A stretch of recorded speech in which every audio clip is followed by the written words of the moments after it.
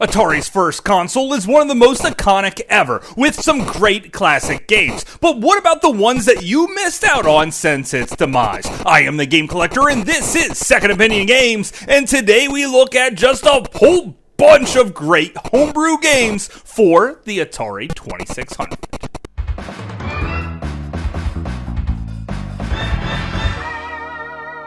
Second Opinion Games. First up is the 2005 minigame multi-card. After all, this was the minigame multi-card that got me into collecting homebrew games for the Atari 2600. We have Marble Jumper. It's one of those games that's sort of like those wooden block puzzles where you just jump over the other pieces and try and get only one thing standing left on the playfield. And if you could do that, well, then you're a lot better than me, because I can't seem to do these very well at all. There's also Hunchy, which is just a screen-by-screen platforming game with a doofy-looking character, no music, and the controls are, well, just a little awkward. I really like the concept of this one, but it wasn't done particularly that well. Jetman was done quite a bit better. This is a game where you play as a guy with a jetpack, which is definitely cool, trying to collect little things to build your spaceship, and then it takes off, and then everything gets a lot harder, and then you just do it all again and again and again until you're fully satisfied or until you die with the high score. Now, Knight Rider is definitely a game I recommend. You could drive a motorcycle from left to right. The scrolling here is done fairly well, and you're even getting shot at by something up in the air there. Now, you can move ridiculously fast or just kinda slow. Your final score is your distance, how far you traveled. Now, you're gonna wanna find a nice speed in between, but chances are you're gonna get a little cocky, not speeding up or slowing down while playing this game, so you're eventually gonna bite the bullet. But then again, I probably should try a little bit harder. The Chronium here is a vertical shooter. Now, you could just hold in the fire button to take out what I assume are asteroids. You kind of have to use your imagination here. If you get to the end of the asteroid field, well, then there is a boss battle, and it's played out sort of Space Invader style, but it really descends on you quite slowly, so you have plenty of time to take out these alien pests. And finally, we have Rocket Commander. Now, you have two reloads here, and you have tons of your rockets lined up along the left-hand side. Trying to get the timing just right to take out the alien foes is the key to this entire game. It's a quick play. It's done in about 2 full minutes, and then you just write down your high score and then try and beat it the next time around. Overall, the multi-card in 2005 that I got is definitely one of my go-to games on the good old Atari 2600, and now I just feel like I have to get tons more homebrew games. Lead is an LED-inspired game. The very first level here, you have to shoot down every single alien. You cannot let a single one pass you, or you die and then have to start all over again. If you do manage to clear this level, then you move on to a dodging level. Now here you don't have to shoot anything, just dodge everything as quick as you possibly can, and trust me, it's a lot trickier than it looks. And then you have to kill more aliens all over again. The whole time that the game's playing, the music here is quite impressive, always amping you up to push a little bit further until you get to the very next level, where then you have to dodge everything. Even though this time it looks like it's coming at you a lot slower, everything is just crammed in super tight. So, oh my god, is this level ever frustrating? It's one that I can never get past. Now, after you beat the first level, if you die, you could always just start back up on whatever level you are. So you have infinite tries here to keep pushing forward. And the game's definitely fun enough to keep you motivated to do so. But man, that fourth level, I just can't quite ever clear it. Of course, I picked up a copy of Cubes. What is it? Well, let's face it, it's just Tetris. Now, in this game, it also has music playing in the background, but the music just isn't so good. Now, you can set it up to play any way you want, whether it be really fast or slow, but overall, it's still Tetris at the end of the day. Now, Z-Blocks is also Tetris, but all that crappy music has been completely scrubbed out. Also, the gameplay here is a little bit smoother, and honestly, I'd rather play this over the Tetris game for the NES. Heck, you could even play this one 2-player, where you couldn't do that over there. I guess Atari 2600 does what Nintendo don't? Yeah, that was pretty bad. But overall, Z-Blocks is definitely the Tetris game you gotta get for this little system. KO Angry Video Game Nerd is a boxing game definitely based off of the old Mike Tyson's Punch-Out! Or actually, it was more realistically based off of another homebrew game called KO Cruisers. So if you see that card, pick that one up too. But honestly, the Angry Video Game Nerd version of this game is definitely the one with a bit more personality to it. Also, the music in the background is darn tight, if not just a little bit too quiet. Now, the controls here are kind of unique. If you hold up and hit the action button, well, then you will try to block a punch. However, this doesn't work against some of the enemy's super punches here. Now, hitting left and then hitting the action button, or right in the action button, will throw the different punches, and you have to alternate them back and forth in order to get a KO finishing blow on your opponents. There's also rounds here, so you don't have to knock everyone down all in one round. You could definitely take your time, line up your punches, and then take out the champ. And moving on to Crap Pickle, again, he goes down fairly darn quickly after you get the hang of playing the game. Heck, even Jason from Friday the 13th is here with his own music, and boy does it ever sound satisfying. It's also satisfying to take on Jason Voorhees in a boxing match and then taking his butt out. Overall, this is a terrific game once you get the controls figured out.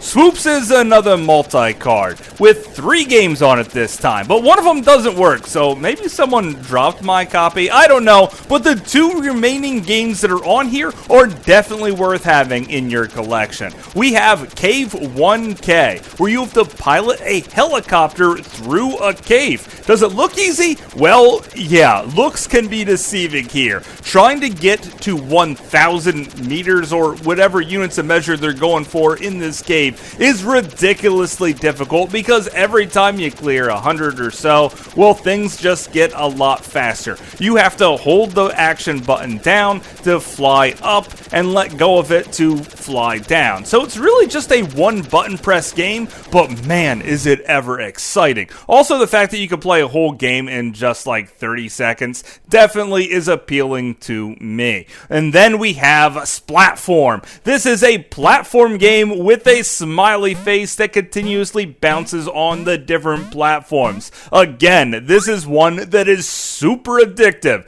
Every time you put it down, you think, I want to try and see how far I could get, and maybe I could beat my top score here. There is also levels to this game, as you can just start clearing them once you start getting good at it, but man, is it ever challenging. With every single level, your confidence builds up just a little bit more, and maybe even too confident. Now, you only get 3 lives here to keep playing and see how far you can get in this game, but that is definitely not enough because I just want to play it more and more. I gotta say, Swoops is definitely a winner.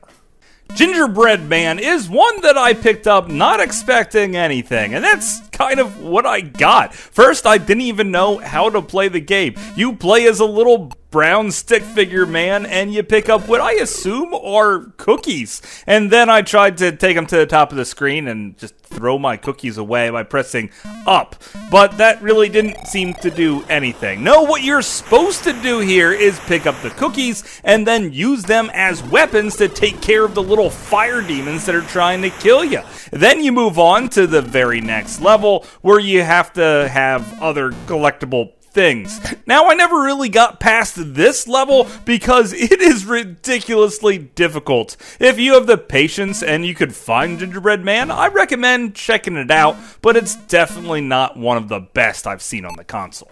unlike Blinky Goes Up. Now, I really love vertical scrolling platform games. There's really not a lot of them out on the market, and it always baffled me. When I got Super Mario Maker, the very first thing that I tried to do was make a huge platform game out of it, just continuously vertically scrolling up. But sadly, the game itself wasn't designed to give me that option, and I was pretty let down. So playing this Homebrew game really had me excited. Now you play as what looks like a used condom with legs, just trying to go up. There's some collectibles that you can pick up along the way, which might give you an extra life if you manage to pick up a bunch of them. And there's just random enemies that look like, things like slinkies moving back and forth or bouncing balls. Now the controls here are ridiculously tight, even though this is an Atari 2600 game. There's not a lot of music going on and minimal sound effects, but given the chipset that the Atari 2600 has,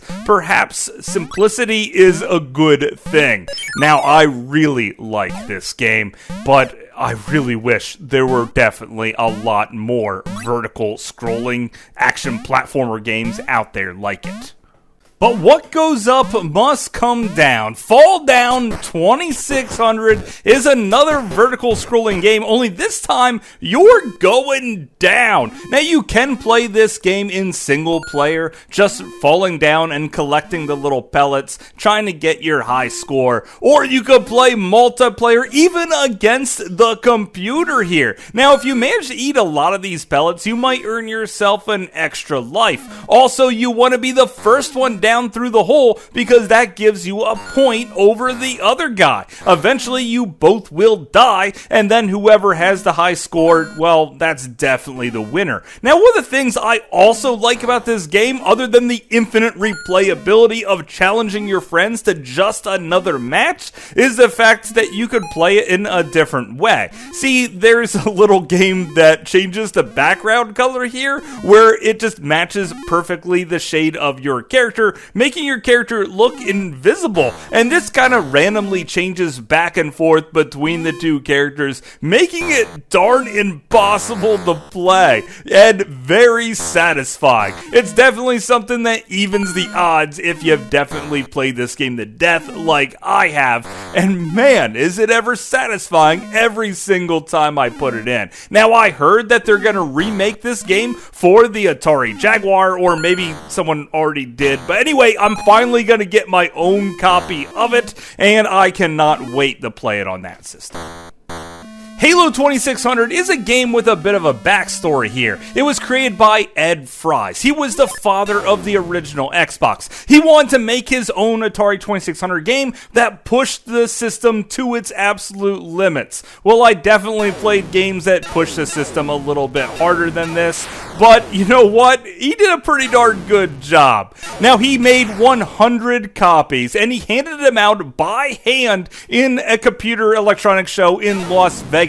One of my friends managed to secure a copy and even got Ed Fries to sign the back of it, so I'm probably the only one with a signed copy of this game in existence. Later, Atari Age actually made a very small run of them and sold them out really quickly. You also could have played this on Atari2600.com, but sadly they shut the website down. Now with the Master Chief here, you could only shoot left or right. You managed to pick up a gun early on in the game. There's also a shield which allows you to take an extra hit. Sometimes you're going to have to find a key to open up a door. Later, as you play the game, you'll get something that lets you move a little bit faster, as well as a gun that lets you fire a little bit quicker. And now there's even an ending here, as when you finally reach the end of the game, you shoot down this mothership and then you beat the whole thing. Overall, the game can be beaten in about 10 minutes and is definitely one of the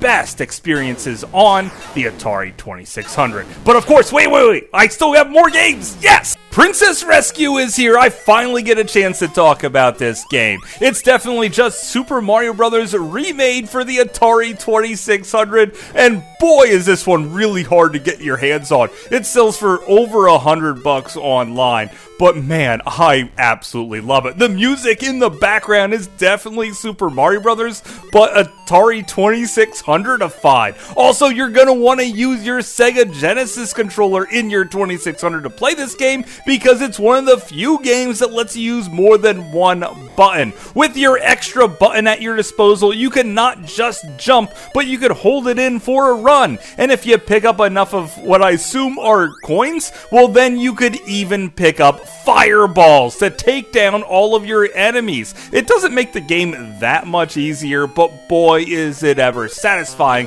to smoke these Goombas and turtles. There's also stars hidden around the level if you're lucky enough to find one, and this was a very faithful recreation of Mario Brothers, but they did have to get pretty inventive. There's only 4 worlds here and 4 levels per world, but overall between the music and the overall gameplay experience, it is definitely Super Mario Brothers, and probably the best single-player experience on the console, but not the best multiplayer one. For that, I might have to turn to Warring Worms. Now this is a sequel, Warring Worms Returns. It's just a fully more customizable version of the first game. There are different maps that you can play on. You can play in tank mode where it's just 2 tanks battling it out, or you can play as a more of a game of surround where you can move around the enemy and try and get them killed by your tail. Or you could turn on the best of both worlds. You play surround with a gun, and then you can just try and shoot the guy to death or make him run out of space. You could set it up so when you move through the left, you come out on the right, or when you move up, you come out through the floor, and either way, any way you want to play. This is one of those couch co-op games which will destroy friendships or maybe just bring you a little bit closer together. And honestly, I think we all need to have an experience like this with a friend right next to you, especially with the Atari 2600 in this excellent homebrew game. And matter of fact, I tend to like almost all the homebrew games that have been coming out recently for this classic system. People have figured out ways to push the system in whole new directions, and I love every bit of it. But of course, that's just my opinion. Thanks for watching.